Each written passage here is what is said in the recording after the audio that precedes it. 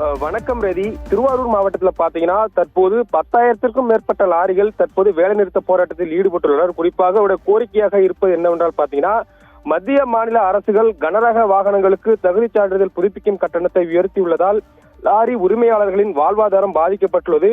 மேலும் பழைய கட்டணம் அனைத்து வகையான லாரிகளுக்கும் ஒரே மாதிரியான விலையில் இருந்து வந்த நிலையில் தற்போது உயர்த்தியுள்ள கட்டண பிரிவினை ஏற்படுத்தும் வகையில் உள்ளதாக லாரி உரிமையாளர் மத்திய மாநில அரசுகளை கண்டித்தும் உடனடியாக அதனை திரும்ப பெற வலியுறுத்தியும் திருவாரூர் மாவட்டத்தில் 10,000க்கும் மேற்பட்ட லாரிகள் நிறுத்தி வேலைநிறுத்த போராட்டத்தில் ஈடுபட்டுள்ளனர். குறிப்பாக திருவாரூர், திருத்துறைப்பூண்டி, மன்னார்குடி, நீடாமங்கலம் உள்ளிட்ட பல்வேறு பகுதிகளில் சுமார் 10,000க்கும் மேற்பட்ட லாரிகள் வேலைநிறுத்த போராட்டத்தில் ஈடுபட்டுள்ளனர். லாரி உரிமையாளர்கள் வேலைநிறுத்தம் காரணமாக திருவாரூர் மாவட்டத்தில் பாத்தீங்கன்னா ரேஷன் கடைகளுக்கு அரிசி ஏற்றும் பணிகள் முற்றிலுமாக பாதிக்கப்பட்டுள்ளது.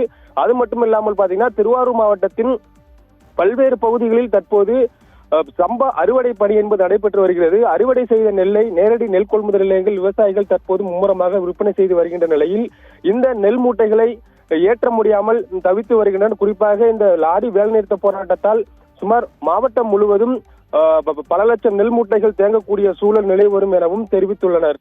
மேலும் லாரி உரிமையாளர்கள் கோரிக்கையை பழைய கட்டணத்திலே நிர்ணயிக்க வேண்டும் எனவும் லாரி உரிமையாளர்கள் கோரிக்கை வைக்கப்பட்டுள்ளது. ரவி.